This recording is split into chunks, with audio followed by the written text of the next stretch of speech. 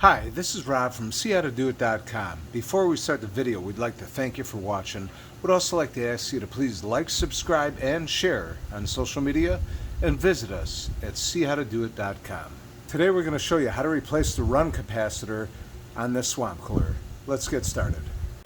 This is our run capacitor right over here, and the symptom on this particular swamp cooler was the motor was sporadically speeding up, slowing down. Yours could be some different symptoms. It might not even go at all. And this capacitor is actually pretty corroded. So we're going to go ahead and remove it, and we're going to show you how to check it on the capacitance checker and also how to replace it. It's not a very expensive part. You can get these online for about $10. And usually the capacitor will solve it, but in some cases too, you might also have to replace the motor. And always make sure the power is off before attempting any repairs. And our power is off here. And these capacitors can also hold a charge. So we're going to want to lift up this boot over here. And then you're going to want to take a screwdriver or some kind of jumper wire, and you're going to want to actually ground it out against both pins over here.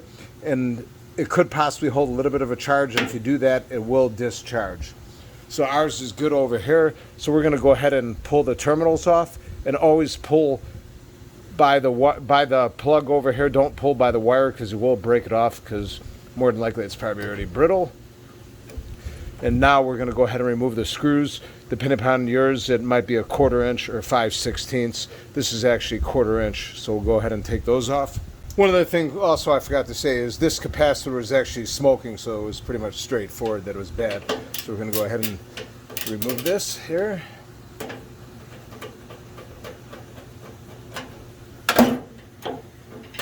And as you can see over here, it's in pretty bad shape. It's pretty rusted out, which is, not uncommon for the age of it and all that. So we're going to go ahead and test it out on our capacitance checker, and then we're going to go ahead and install the new one.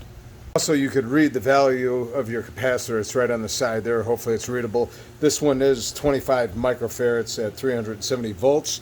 So we're going to go ahead and check the capacitance on it. And this meter is a capacitance checker.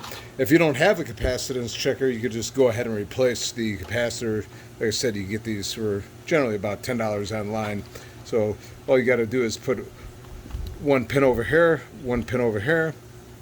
And this one is reading about 8 microfarads, so it's extremely low. So like I said before, we're going to go ahead and change this and see what we have. There's our new capacitor over here. This one is round where the other one is oval. It really doesn't make a difference. So we're going to go ahead and slide this back on the wire here a little bit. We're going to go ahead and it doesn't make a difference which terminals you put them on. It's pretty much all the same. So we're going to go ahead and put it on there. And you want to make sure it's tight. If this was not tight, if it was loose, you might want to take a needle nose and just slightly pinch this a little bit. Don't over pinch it, otherwise you're going to have to replace the terminal. So it's pretty much as simple as that. We'll go ahead and put our boot back on, and because this is a little bit different boot, we're going to go ahead and wrap this with some tape, some electrical tape here, which is pretty straightforward. We'll go ahead and put some tape around it.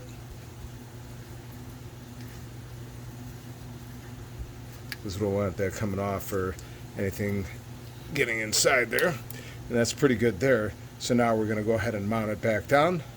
Okay, since the other one was oval, this one's round. We're going to have to use some self-tapping screws and remount the clamp in there. That way the capacitor stays in there nice and tight. And if you don't have any self-tapping screws, you can even mount it in with a cable tie. The main thing is you want to make sure it's in there nice and secure and it's not going to go anywhere. Like you'll see right over here, that's pretty secure. And